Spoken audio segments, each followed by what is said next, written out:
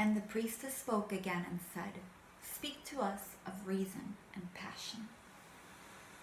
And he answered, saying, "Your soul is oftentimes a battlefield, upon which your reason and your judgment wage war against your passion and your appetite. Would that I could be the peacemaker in your soul, that I might turn the discord and the rivalry of your elements into oneness and melody. But how shall I, unless you yourselves be also the peacemakers, nay, the lovers of all your elements? Your reason and your passion are the rudder and the sails of your seafaring soul. If either your sails or your rudder be broken, you can but toss and drift, or else be held at a standstill in mid-seas. For drift, or else be held at standstill in mid-seas. For a reason ruling alone is a force confining, and a passion unattended is a flame that burns to its own destruction. Therefore let your soul exalt your reason to the light of passion, that it may sing, and let it direct your passion with reason, that your passion may live through its own daily resurrection, and like the phoenix rise above its own ashes. I would have you consider your judgment as your appetite, even as you would two loved guests in your house. Surely you would not honor one guest above the other, for he who is more mindful of one loses the love and the faith of both.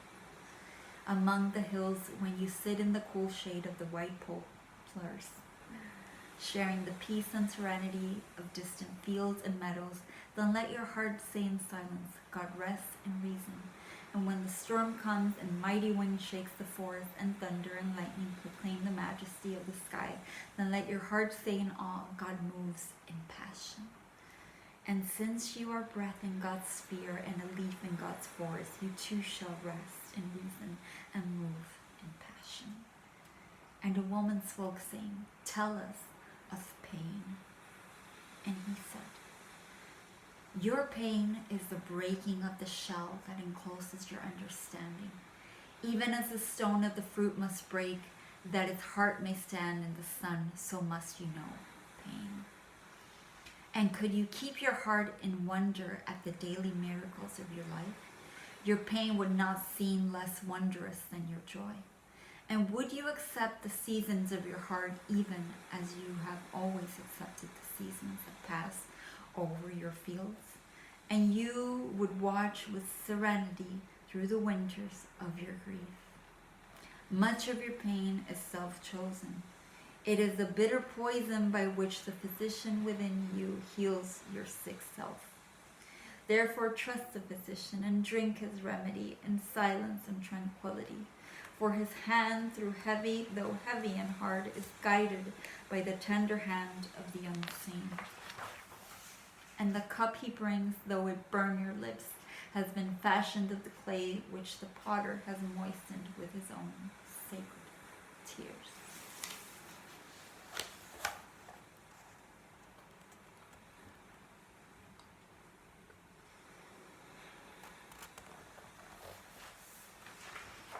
And a man said, Speak to us of self-knowledge. And he answered, saying, Your hearts know in silence the secrets of the days and the nights. But your ears thirst for the sound of your heart's knowledge. You would know in words that which you have always known in thought.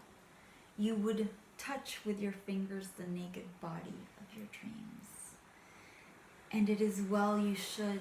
The hidden wellspring of your soul must needs rise and run murmuring to the sea. And the treasure of your infinite depths would be revealed to your eyes. But let there be no scales to weigh your unknown treasure, and seek not the depth of your knowledge with your staff-sounding line, for self is a sea boundless and measureless.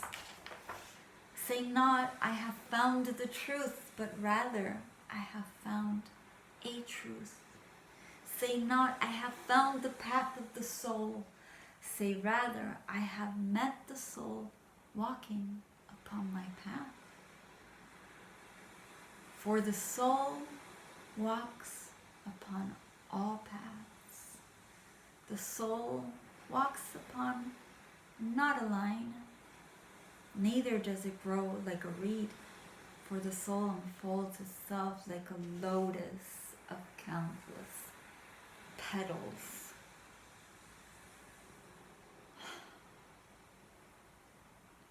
Then said a teacher, speak to us of teaching.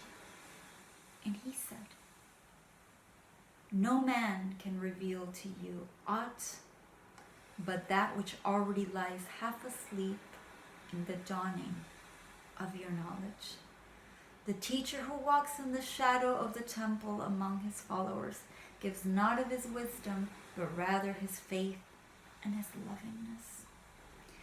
If he is indeed wise, he does not bid you enter the house of his wisdom, but rather leads you to the threshold of your own mind.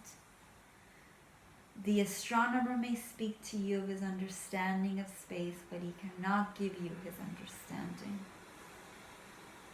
The musician may sing to you of the rhythm which is in all space, but he cannot give you the ear which arrests the rhythm, nor the voice that echoes it. And he who is versed in the signs of numbers can tell of the regions of weight and measure, but he cannot conduct you thither. For the vision of one man leads not its wings to another man. And even as each one of you stands alone in God's knowledge, so must each one of you be alone in his knowledge of God and in his understanding of the earth.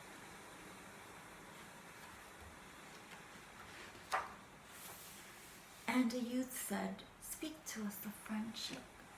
And he answered, saying, your friend is your needs answered. He is your field which you sow with love and reap with thanksgiving. And he is your board on your fireside.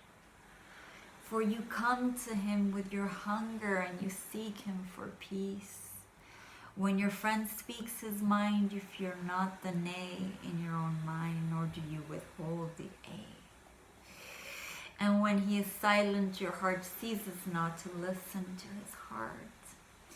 For without words in friendship, all thoughts, all desires, all expectations are born and shared with joy that is unacclaimed.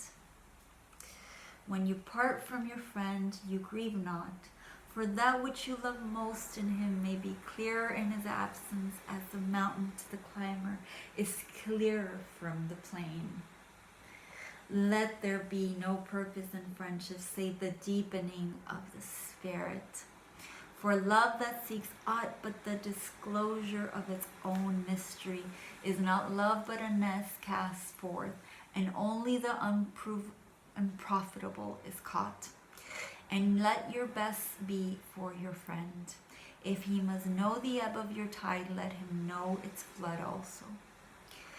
And for what is your friend that you should seek him with hours to kill?